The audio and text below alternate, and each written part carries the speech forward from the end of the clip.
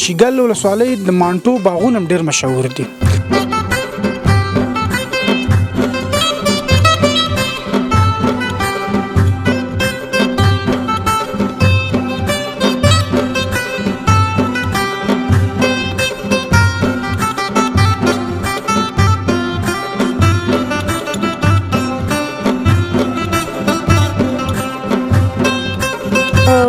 نیلګیم د کم ځای نه دې ته راوړي دي او څومره وخت وشو چې دا دلته کېنولي دي؟ دا په شیګل کې دا دویم باغ دی، لکه غټ باغ د لال مالټې. چې مالټې په هر ځای کې پیدا کېږي، خو د شیګل مالټه ځانګړی نوم لري، څه علت دی؟ ځکه شیګل کې اولنۍ لال مالټه هغه وه، احمد کاکا مالټه ده. بې برم د دې باغونو نور نور څانګې بره دي که نه. ستا په فکر دا باغ به څومره روپۍ وکړي؟ اوبه ډېرې لري، دا خو اوبه لري نو د دغه وجې دا مالټه هم اوبه ښه اوبه لري. تر اوسه پټه خزانه د معلومات نشته چې مالټه سره کېږي که نه سره کېږي. دا چې کله اوس د دې تقریبا دا جد دي 1500 کې دا سوروالی پیدا کوي، داخل کې ټوله سره کېږي، بیا تجاران راځي او ما له خو به یوه بوجۍ ډکې کړ نو ولې نه مېلمانې وایي دا څلې پرخې دغه کوي سره کوي. دا باغ دا غذا چې کوم دی دا ستاسو خپل دی که په اجاره هم نیولی؟ یو بوټی اوس خو اول بار دی که نه، دې کې د اول بار کې اوس تقریبا بعضې بوټو د 100 پورې دانې کلي، یو 100 پورې کلي دي، 80 دانې، 50 دانې. کلي دا ماشومان سره هم تاسو ډېر په عذاب یې وایي که نه؟ نو په عذاب ورسره په دې و چې په دواړه طرفونو یې لارې دي، په دغه طرف باندې دغه لښتۍ کو شوې، دغه هم لاره ده، دغه هم لاره ده. موږ د دې عکس اخلو، بیا هغه ولو زراعت ریاست ته هغه یې راته رهنما کوي چې داسې کار وکړئ، داسې وکړئ، هغسې بیا کوي.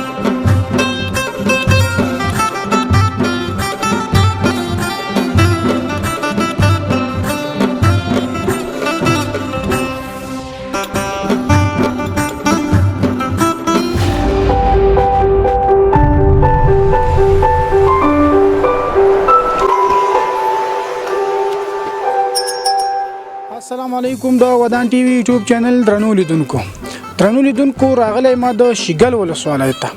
د شیګل ولسوالۍ که څه هم په ښکلا کې ځانګړی نوم لري او له ډېرو لرو سیمو څخه خلک شیګل ولسوالۍ ته چکر ته راځي، خو د شیګل ولسوالۍ نه یوازې دا چې ښکلاګانې لري، د شیګل ولسوالۍ د مانټو باغونه هم ډېر مشهور دي. راغلی ما د شیګل ولسوالۍ ته یو د مانټو په باغ کې ما نو د دې ځای د دې مسؤل سره به د دې په اړه خبرې کوو چې ولې د شیګل مالټه دومره مشهوره ده او دې کې څه ځانګړتیا ده. نو زموږ سره تر پایه پاتې شي او له خپرونې خوند واخلئ.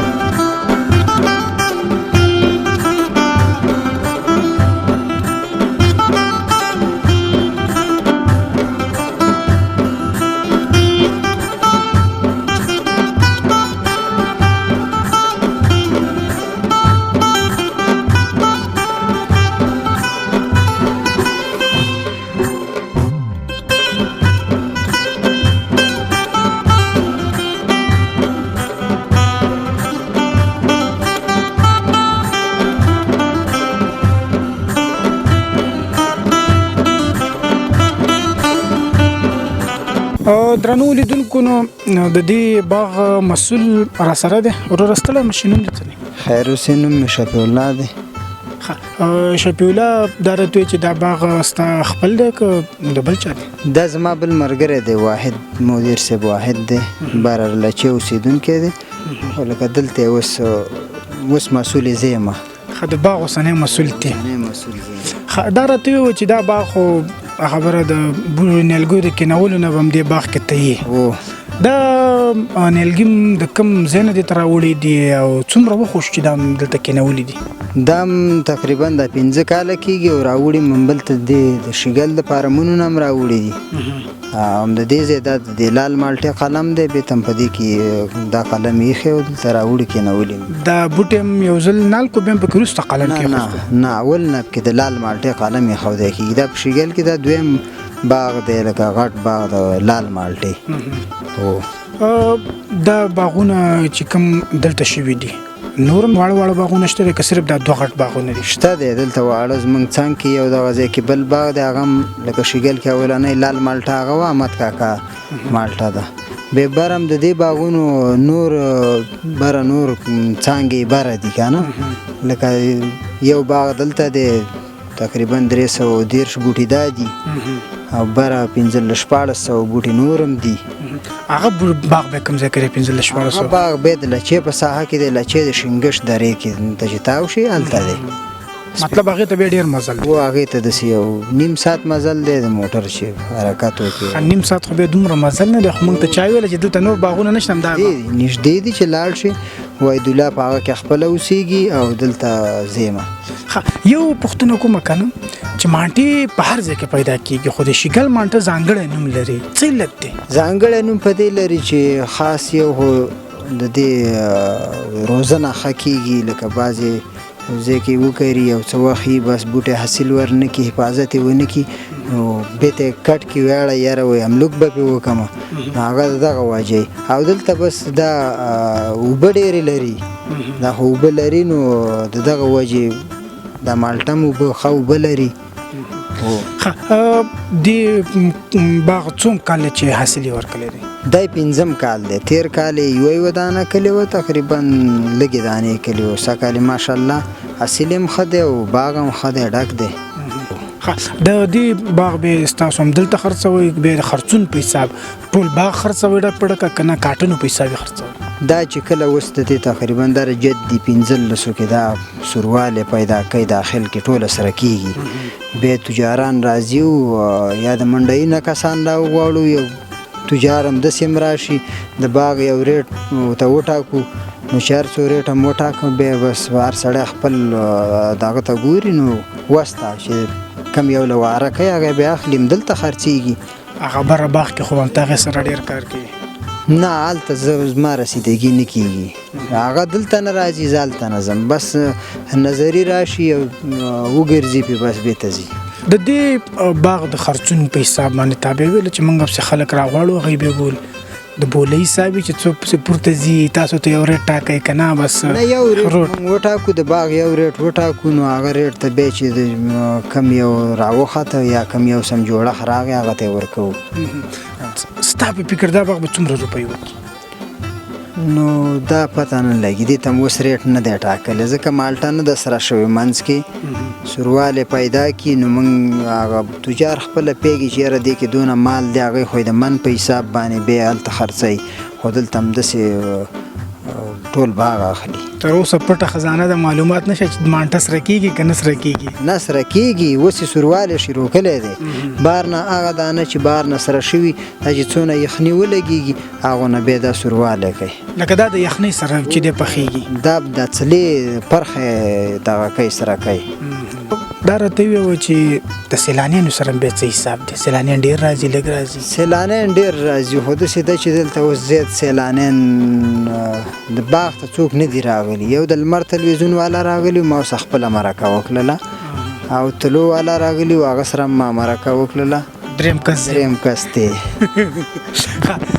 هغوی د نه څونه مانټې ویوړلې؟ نه دي وړي ځکه اجازه نه وه نیک د خونه اجازه نه وه یوه دانه مې یوه ته ماته کړله او یوه مې بل ته ماته کړله ما له خو به یوه بوجۍ ډکې که نو ولې نه مېلمانې وایي ډېره مننه ستا نه دې باغ کې به لږ نور هم وګرځو دې بوټو په حساب باندې که نه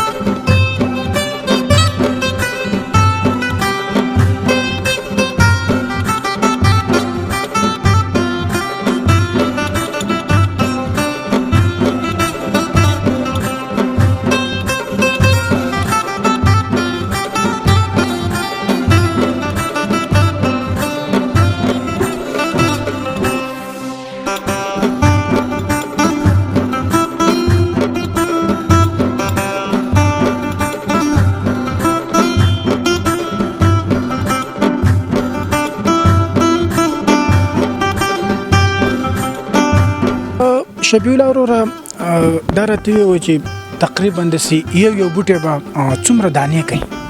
یو بوټی اوس خو اول بار دی که نه دې کې د اول بار کې اوس تقریبا بعضې بوټو د 100 پورې دانې کلي یو 100 پورې کلي دي 80 دانې 50 دانې بوټي بوټي پورې فرق دی.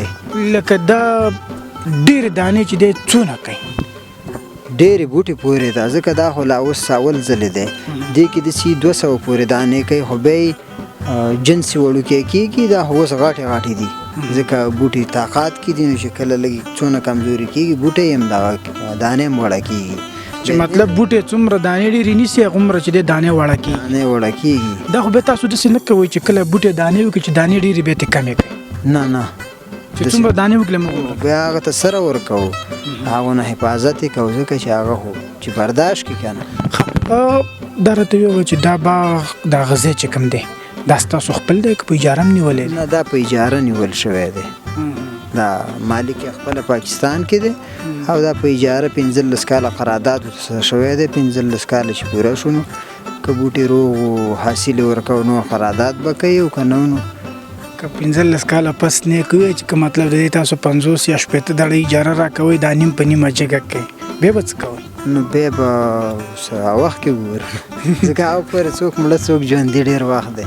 بېشکه خو د بوټي دا قرارداد خو مسندی کله چې 15 کاله پس بوټي تا ته پاتې؟